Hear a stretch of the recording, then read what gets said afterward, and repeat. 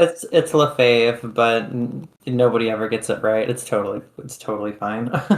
I'm happy to be here. No worries at all.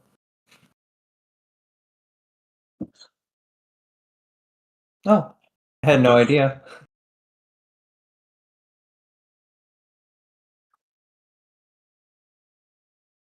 That makes sense.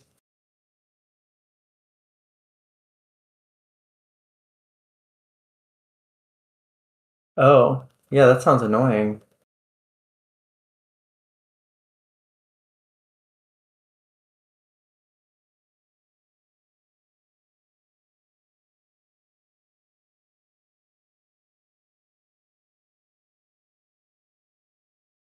Oh, okay, I get what you mean. That makes sense.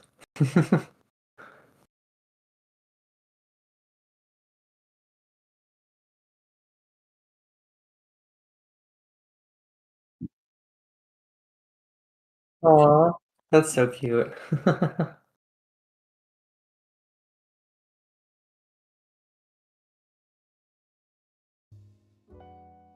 Oh.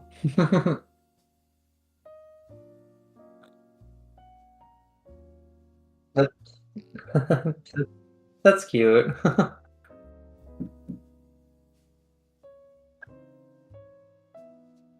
entire time.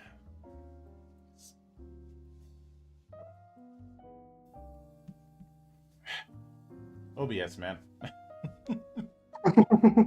I was muted for the last couple minutes. I Oh didn't even no! realize it. Oh my But gosh. like Should it, we like start it's over? once more with feeling. My name is Yep. Mildra. I am your one and only gaming monk, and with me is the creator of creature capture cards, Daria Rose LeFevre. I said it was. I said it was gonna screw it up. So. Yeah, and it's okay. It's LeFave. No worries. I would Everybody gets it wrong. I would say you could do a drinking game out of it, but I would not advise doing it because for obvious reasons. Yeah, not a big drinker. And oh, you'd I have better know. luck I'm doing. sorry. Yeah, I'm you'd have, sorry. I know it's I know it's the thing. I'm sorry. uh, I should have said that. well, I mean, I love alcohol. nice save. But hail hydrate. Yeah. But I suppose I'll start as is tradition with the humble beginnings. So, walk me through your first introduction to role playing games and what made it stick. So when it started really young for me, like around 7 years old, my uncle would babysit me, and he would. So occasionally it would happen during his scheduled D&D games. So it started off with me just kind of watching him, but very quickly I made a character, Mm-hmm. and yeah, I had, that's where it started. After that, though, I didn't really play much until like the big 5e boom around like 2015, I want to say. Mm-hmm. And then I got really into it with like a group of friends that I had made at a local game store. We played like every single Thursday or something like that. Mm-hmm. And then I ended up just starting up another campaign with that uncle that, got me into it in the first place. And from there, it's pretty much history, I guess. I don't know. I stuck with 5e for a while because that's all people would really play. But I got really burnt out of it after a couple of years of only doing 5e. And then I kind of explored more and I found Trika and Dungeon Crawl Classics. Mm-hmm. I think those were the first two non-D&D TTRPGs I found, and they kind of blew me away. And I have not touched 5e since. You were probably laughing as much as I was during the OGL fiasco. Oh, absolutely. Yeah, which what's funny about that is about 2 years beforehand, I was in a watch party with some friends watching Critical Role because they were trying to get me into it. And I had said that with the way things were going with the sheer amount of people doing third party stuff, there was going to be a civil war that was going to happen. Yeah. And as soon as the OGL fiasco starts really kicking off, all of my friends get message me going, "Did you call this? Or did you know this was going to happen?" I'm like, "No." This is why this is why my friends call me Monkstradamus. I didn't know what form it was going to take. Uh, I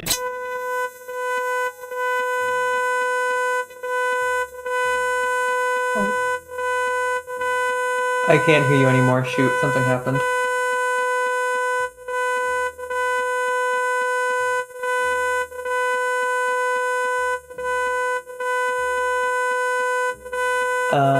Your thing is lighting up, but I'm not getting sound. I'm gonna leave the call and come back, maybe?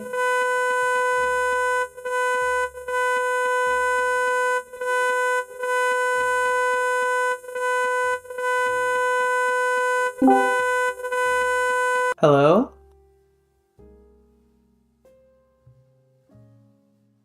Still can't hear you. Oh,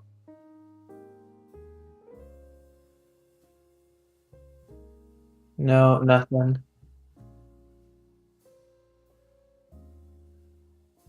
Oh no. Occasionally I get like a weird like distortion sound when your mic lights up, but I'm not getting words. That's so weird.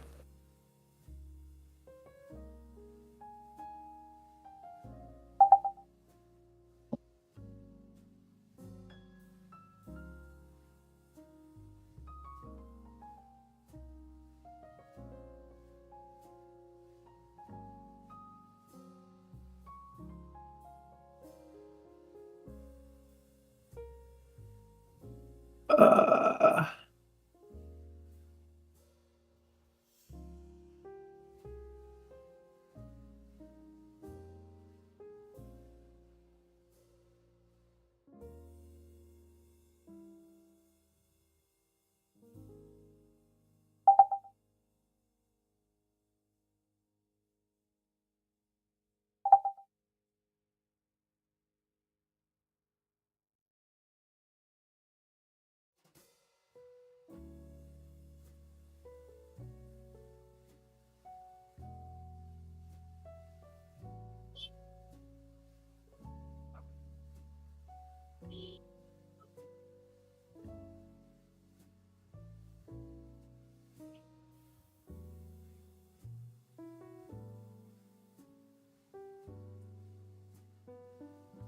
oh,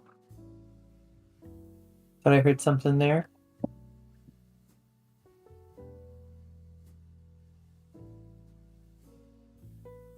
Hmm.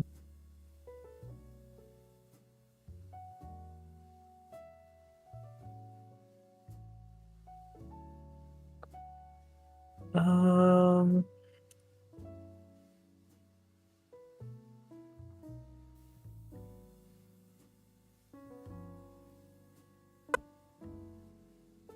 All right, Plan B. hmm, maybe if you leave the call and come back? That sometimes works during my D&D sessions. Uh, I'm testing a different mic. How's that? Perfect. I can hear you perfectly. Okay. Yeah, That was so weird. yeah. Sorry about that, folks. My desktop mic decided it was going to quit. It was going to quit this mortal coil for a moment. Uh, No. Uh-oh.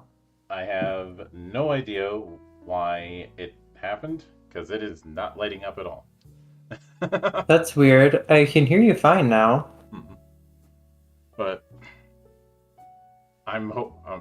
maybe it knows that it's getting replaced soon. But anyway, um, Okay.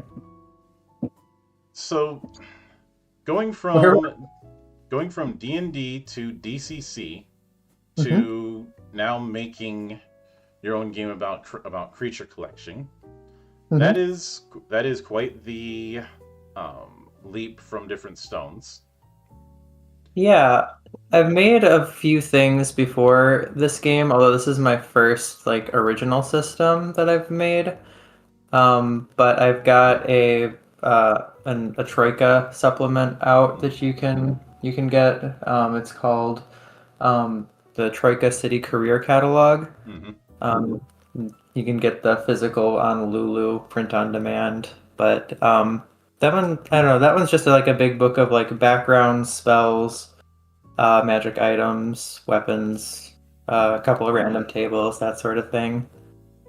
And then I've also contributed a lot of work to the Beetle Knight RPG. I didn't design that RPG system, but I did do a ton of work on it. I basically made the entirety of the foes, all of the enemies for the game, except for like three or four. Mm-hmm. Um, and then I designed 14 of the 20 playable classes, or playable bug species, rather, for the game, Mm-hmm. and a good chunk of the random encounters, and I also wrote the Pantheon for that universe. So that was a lot of fun. Mm-hmm. If I had a nickel Um, for every time bugs and RPGs were came up in the monastery, I'd have two nickels. yeah. Uh, Which other RPG was it? Stingers and Spores, which is a Savage I've World never setting by C.J. Thompson. never even heard of that. That sounds cool. Yeah, he was one of my earliest guests, and is the reason why I always double check time zones because the location on the Kickstarter for the project I was talking with him about at the time said Portland, Oregon. But he's I only see. there for certain parts of the year because the other part of the year he's doing a teaching gig in Taiwan. Oh, okay. So I had to scramble. Fair enough. And after that I made it a rule that no matter how obvious it might be, I'm double checking the time zone difference. No, for sure. Um, Don't want to repeat that. yeah, and I could always look at the location on a Kickstarter, but there have been enough times where I don't trust it. Yeah. I mean, and if it's like a larger company, there's no guarantee that that person's going to be in the area that's listed there. Sometimes even a smaller, sometimes just a one man job. There's still no guarantee. Really? Okay. Um, Well, I do live in Milwaukee, like it says on the thing. Both me and my artist, we're both from Milwaukee. We're locals here. you're a Wisconsinite. Don't worry, I Hmm. forgive you. Oh no. I'm from Minnesota, so Oh, it I is. love Minnesota. I love the Twin Cities. Mhm. I I do go there too. all the time. Yeah, I do too. But you know how it goes. All the Midwest states can't stand each other. Oh, I think that's just a sports thing. I'm not into Yeah. sports. Um, I'm in insofar as shit posting and Oh, okay. for laughing at certain teams because every sport has one team that will always be my whipping boy. Oh, okay. Um, I I've been making fun of Toronto Maple Leafs fans my entire life because they every year I hear them talk endless amounts of shit and then can't back it up. Mm, I I mean, guess that's Maple Leafs for you. yeah. In Toronto the leaves fall in the spring, not the autumn. Oh, Spring is playoff season. They never make it past the first round. hmm. But with this idea of of creature capture cards, Yeah. getting back onto the rails before we get off it again. So obviously this is something that could handle Pokemon, could handle Digimon, Shin Megami Tensei, card Yeah, captor it could Sakura, handle all three at the same time. probably Jade Cocoon or Lost Kingdoms if so Oh, inclined. wow. Yeah, That is wow, Jade Cocoon. That is a a full. I have not actually played that, but I've been meaning to. It's literally I have an emulator device that Hmm. I really like, and it's been on there for a minute, and I've been meaning to boot it up. Yeah, but what was your first introduction that to that conceit? I have some guesses To as to as to the whole RPG about capturing monsters, yeah, it's or like just story about capturing monsters, since we have some non-game entries there. yeah. So my first like exposure to that would have been the Digimon anime. And I collected like Digivices or like Tamagotchis and Hmm. like the like Neopet LCDs were also coming out when I was a child. Hmm. I collected those then and I still do today. So that was kind of my first experience with like monster catching as a genre. But when I got a Game Boy Advance eventually, and Pokemon Sapphire, I think was my first like monster catching game. I really fell in love with the Pokemon genre then, and then not long after that, the Dragon Quest Monsters series was I ended up really liking, and then in middle school, I discovered Shin Megami Tensei Nocturne and Hmm. Persona 3, and both on the PS2. Yep. And yeah, those were outstanding as well. So it is a genre that it's definitely my favorite video game genre. I haven't touched a Pokemon game or a new Pokemon game in a while, but I absolutely adore the ROM hacking slash like fan game community that goes on. Hmm. Those are free. You just go online and download them. Hmm. They're so much better than anything Game Freak has actually made. It's kind of Yeah. embarrassing. Um, I think the last main Pokemon game that I got wasn't even a mainline one; it was a spin-off, and that was Pokken Tournament. Okay, I Um, didn't play that one. that was a collaboration between Nintendo and Bandai Namco. Basically, they brought in the Tekken people to do a Pokemon Right, fighter. right. Okay, I remember now. I Yeah, remember seeing the trailers for that one now. Okay. yeah. This interesting mix of arena and 3D fighter Uh-huh. that was much better than it really had any right to be. Okay. Like I've stated in the past, I find the side games more interesting than the main games these days. Yeah. Uh, in part The main because they can do things that otherwise you can't. Yeah, they also just released the main games in a really unfinished state these days. Like ever since the Switch, Hmm. uh, they just have not been finishing them by the time they release them, and it's a little annoying. Like I don't really care about all of the Pokemon being there, but I kind of want to play a game that isn't, This is buggy an as ad- all this is an hell. advantage Digimon has, where if a few Mons don't show up in a certain game, nobody's gonna raise a fuss. Right? Yeah, But big time. there's Digimon also has the benefit of not having a like central gameplay style where every game kind of plays a little bit differently. I think the closest to that would be the World games, and even that's a massive stretch. Yeah. But The Digimon Story Time Stranger, the new one, it's on my Steam wish list. I still haven't picked it up. I want to though. yeah, uh, After this campaign wraps up, maybe I'll have the time to play it.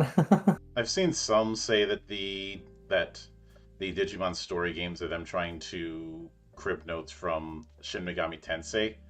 Uh, I per, don't agree with that because there isn't enough suffering, it's not Shin Megami Tensei that it's borrowing from, it's Persona and specifically that it's borrowing from. and there's still not enough suffering.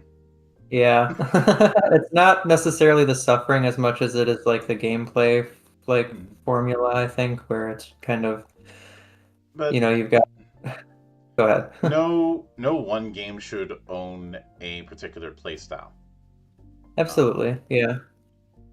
but one of the other things that definitely drew my attention with CCC is the use of tarot cards. Was Yeah. that a way to streamline it so you didn't have to make a monster list for each potential variation, but just a theme that can be tweaked around?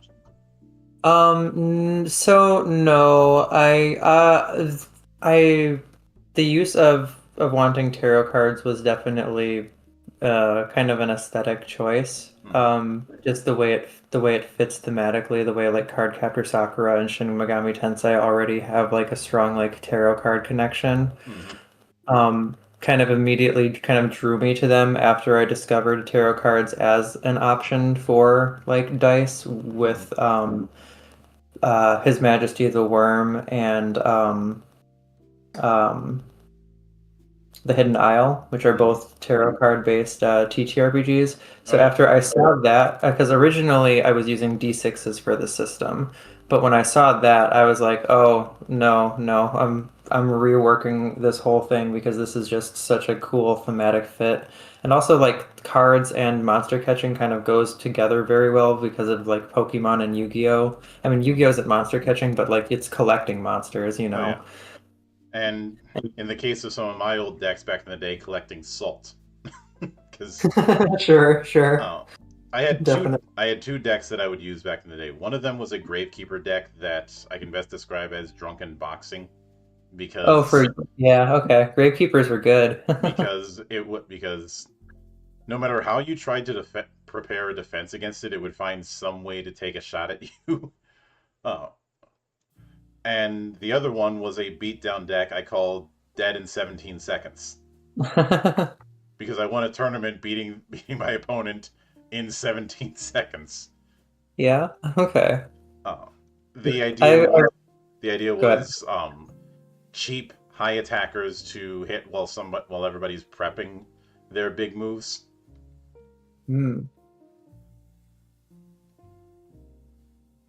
But you are right Admit in the. it.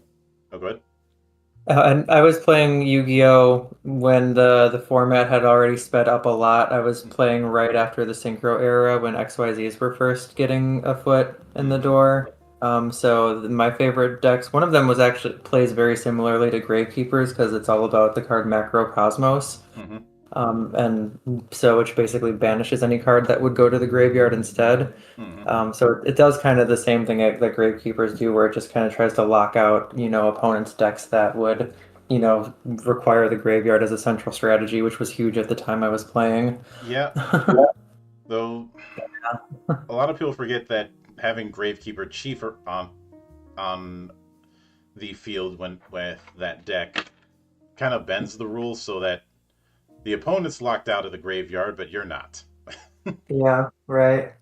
But you are right in the fact that there's a lot of untapped potential when it comes to card mechanics for TTRPGs. Even now, I can only think of a small handful of games that use it. Uh, Yeah, absolutely. I mean, there's there's the Saga system games from the '90s. Their successor was Saga Machine, stuff like Against the Dark Yogi and more recently Shadows over Soul. Never Uh, heard of these. um, That sounds cool though. yeah, there was the Abaddon Project by Lost Heaven. Ooh, that sounds awesome. Never heard of that either. Yeah, that was his mix of doing cards and being heavily inspired by Darkest Dungeon. Oh, hell yeah, I love Darkest Dungeon. Uh, and there was also a really old entry known as Everway, which came back a few years ago for its silver anniversary. Hmm. Everway was it used a tarot inspired deck. It wasn't actually the same arcana, Okay. but instead of being about pass or fail, it was more about interpreting what happened next. Okay. Interesting. Hmm.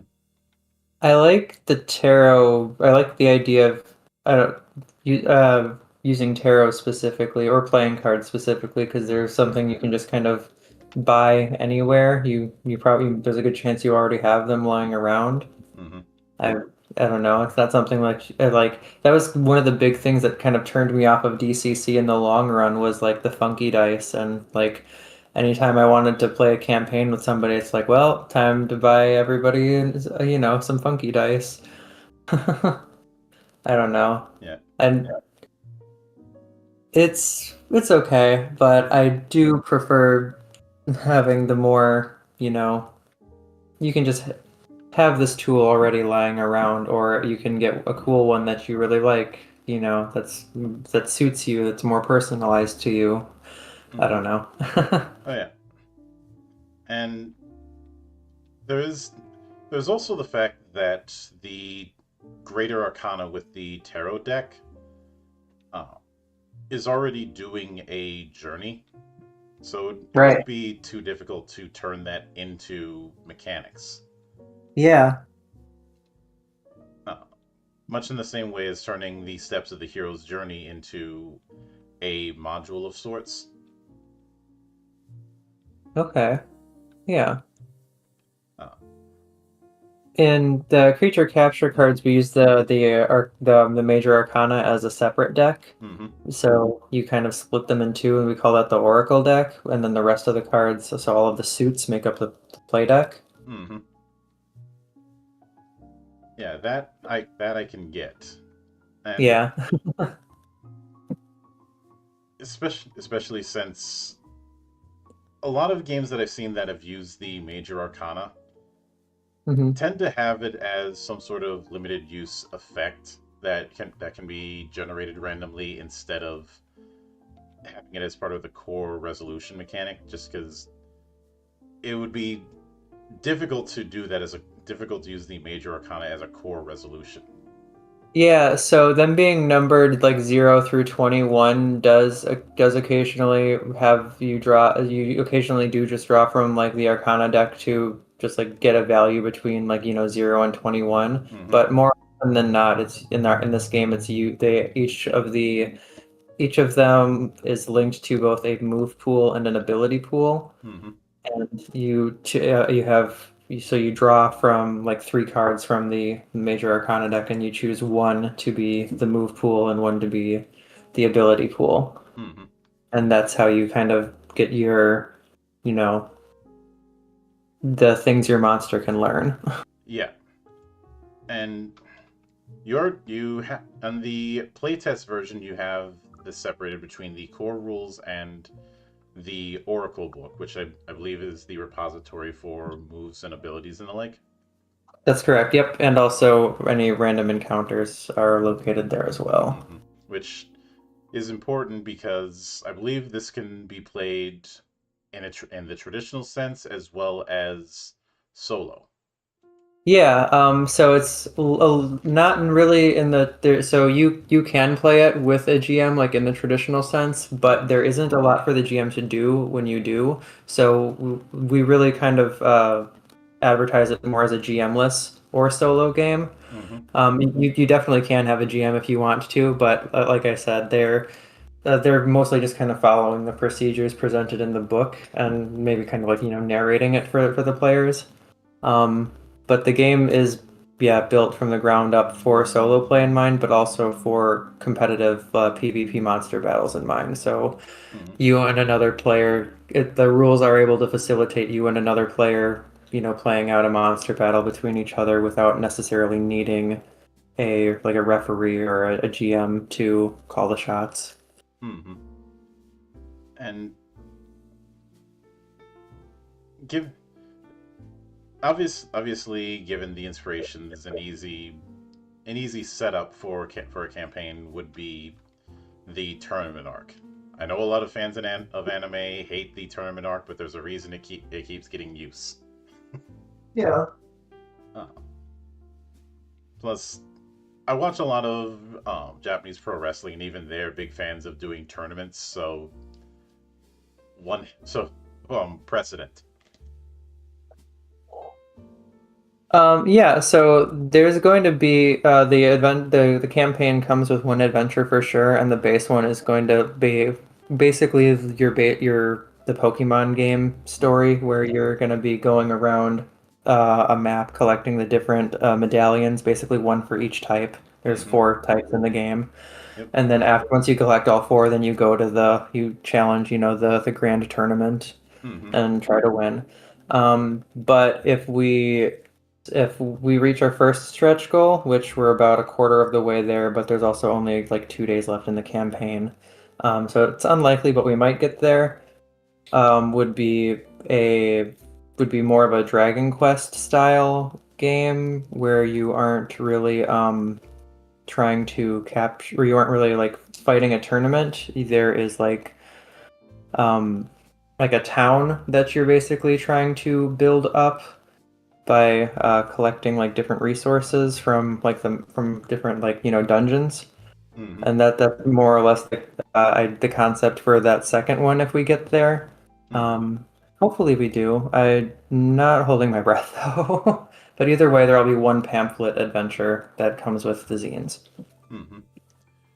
I can certainly get that. And when it I remember earlier before we went live, I talked a bit about the Shin Megami Tensei TTRPG, which I did cover both of the ones. The one that officially came out in the fan translation a while back, and the big elephant in the room when it came to its mechanics was Demon Fusion. Really? That was There's because no fusion? no, there is. There is. It's just complex, but Okay. there's no way it couldn't have been. Um, Really? when you consider all the factors with with fusing persona or fusing demons in the Cathedral of Shadows in Mega 10. Yeah. So trying to do that in tabletop is never gonna be easy, but they did it. But Yeah. Okay. since part of what you mentioned on the Kickstarter is evolving and fusing monsters, Hmm. um, how are you going to work? How are you going to work that in without having it get too crunchy? So the beauty of that kind of comes in the fact that there's no set monster list in this game. All of the monsters are built as you play the game. So you can, if you think the monster you rolled is a good fit for Pikachu, you can just make it Pikachu. Um, or if, it doesn't, if you're, there isn't really a hard implied setting. I mean, there is, but you can adjust things however you want. The idea is you can take monsters from anywhere, or just make up your own as you play. Um, that being said, the way fusion works is really simple. There's like an EXP cost, and then you basically you sacrifice the two monsters, and then you just pick which parts of the two monsters you want to keep on your remaining monster. Mm-hmm. And that's basically all there is to it. Yep. And that certainly is going to make sense. I am glad to see that we have just a standard attack instead of an attack and special attack, Hmm. because I still have some salt regarding certain Pokemon who abuse special attack and certain types who really abuse it. Looking at you, Gen 1 Psychics. Yeah, the monsters needed to be simple enough that you could build them while encountering them without having to worry about it wildly throwing off the flow of the game, if that makes sense. So they're kind of needed to keep the stats simple, is that's why there's only the four. Mm-hmm. Yeah, which basically amount to stamina, attack, defense, and speed. Correct. Yep. Uh, and Past that, there's just the move pool, the ability pool, and then their alignment, which is their type. yeah, and when it comes to that, because of that spread of four different attributes, it does mean that no matter what, your monsters are going to be weak at something.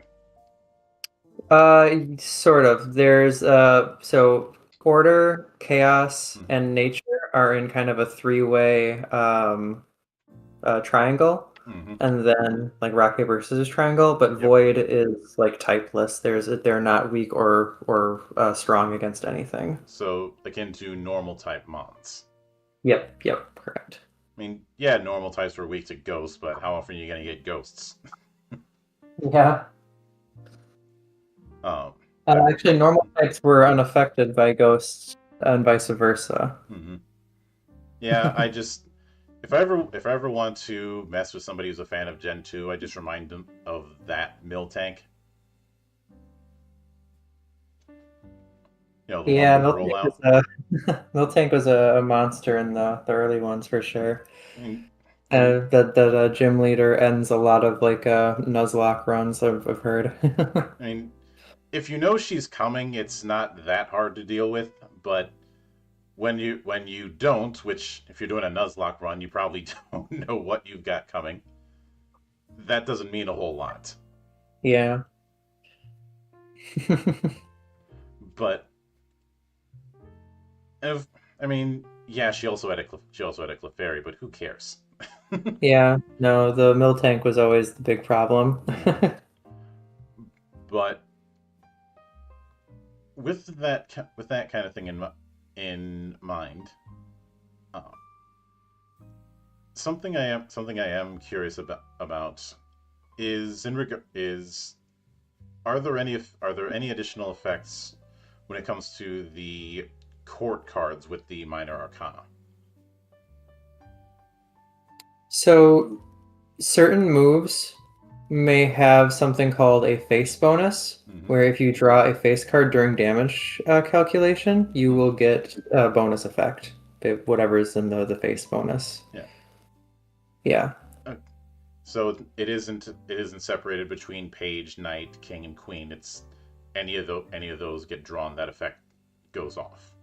Yeah, there are certain abilities where like defensive abilities will trigger if it was like a king or a queen, Hmm. and offensive abilities will only trigger if it's like if it was like a knight or a page. Hmm. But yeah, that's for like abilities.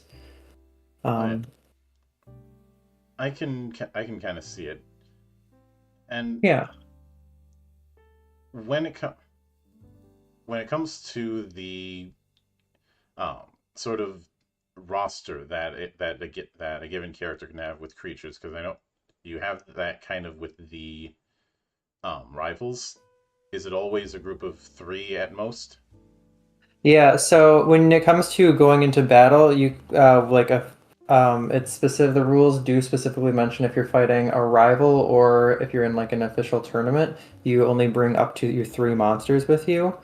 Hmm. However, the rules for your monsters for like adventuring are a little different. You can basically carry as many as you want with you, but you can only summon a certain number a day equal to, I believe, your soul stat. Which, in a roundabout way, by having those three core stats, you kind of have an incarnation of the golden triangle. Sure, yeah, definitely. Uh, the obviously with the golden triangle, the warrior, rogue, and mage approach. Uh, Hmm. it's not a 1-to-1, obviously, but the spirit is still there. Yeah. And because of that, if somebody wants to lean into a certain playstyle, they're going to favor certain attributes over others. Yep. And yeah, each stat does kind of provide a different thing when you're adventuring in addition to being what you would Hmm. roll on if your character's trying to do a thing. Oh yeah, Yeah. Like and body is how much how much you can endure while traveling mhm, from like travel fatigue and whatnot, and I believe mind affects how well you're able to capture monsters, and then spirit or and then soul rather is how many you can summon each day. which given that I'm curious if during playtesting anyone's attempted to do a more hex crawl like approach with the system. So, no, it's always more of a point crawl thing. There is you go to different points and then there is like each it's specifically set up like that. So you have pathways Hmm. and pathways have a distance, so how long it takes to travel that pathway and a danger level, which is basically just like how powerful the monsters are to start. and then as you travel and you go through events, things might raise that danger level. For Hmm. instance, whenever you draw a travel card that is or whenever you play a travel card that's a face card, it boosts the danger level up by one. And certain random events will be more or less dangerous depending on the current danger level of the road you're traveling on. So what we essentially have the legs of travel not far removed from travel rules in a game like the One Ring. I have not played the One Ring. Yeah. Originally, the I'm One sorry. Ring was a Cubicle 7 project. It's the most recent attempt to do Lord of the Rings in tabletop form using a original system instead of an existing one. Okay. I mean, there's also Adventures in Middle Earth, but that uses 5e rules, and thus I don't care about it. Hmm. Okay. But I currently, think the it's currently the place one. I oh, go ahead, sorry. Currently, the One Ring is in the hands of Free League, who is one of those groups that doesn't miss. Yeah, okay. They handled the Electric State and Vaesen and what system is that that all of them use? Year Zero. Year Zero, yes, thank you. Okay. Hmm. I have mixed feelings on Year Zero, but that's a different discussion. Hmm. Um, I forgot what I was gonna say now. Shoot. Yeah, but you're going to go into what the main inspiration for this particular travel system was. Oh yeah, I believe I lifted that from another trans TTRPG author who the one that was in shoot Songbirds. It was in Songbirds. That's the same travel system from Songbirds, I'm pretty sure. Hmm. Yeah, Maybe adjusted slightly, but very similar. yeah, I'm familiar with Songbirds. I at least only insofar as reading through it. Okay, um, that's fair. but It's cute. mhm. But with that in mind, first off, I do want to congratulate you on getting funded. We Yay, thank you. at the time we are streaming this, you're at 3.2 thousand. Um, Hmm. Thank you. with a total of 99 backers. There was a 99 problems joke I could make, but that's a little bit too easy, and I try to have some measure of class. I don't try very well, but I try. Fair. But what would you be shooting for as far as a release window? So we are um a lot of the money is going a good chunk of this of the money is going to be going directly to the artist once the campaign wraps to pay for the rest of the art for the project. She's got a 6 month window to get all of that artwork done and to me. So I would once that happens, it shouldn't take me very long to get the layout done, and then we'll send it off to the printers. So we're guessing roughly a year before the product is delivered, but it could be earlier if she gets the artwork done earlier. Hmm. Which be sure to knock on wood just so we don't end up jinxing ourselves. For sure. But also, and I'm guessing even with the full versions, there'll still be roughly zine sized for both books. Yeah, they're both going to be roughly 50 pages. Hmm. Which would put up there with the larger books that are considered zines. Yeah, so if they'll be a little smaller than the Beetle Knight books, Hmm. if you received those, that's just the easiest one for me to um relate it to. Hmm. I am going to be using a bit of a thinner paper, which should help. Something that always annoys me personally is when books or zines have this really, really thick paper that almost makes it hard to hold like the book open at the table. I mean, I get that it's more durable, but it just doesn't, it makes it harder to use and I don't like it. Hmm. Yeah. Uh, yeah. But it'll also help make it a little less, thick overall too, which should help with making it feel more zine-like. Hmm.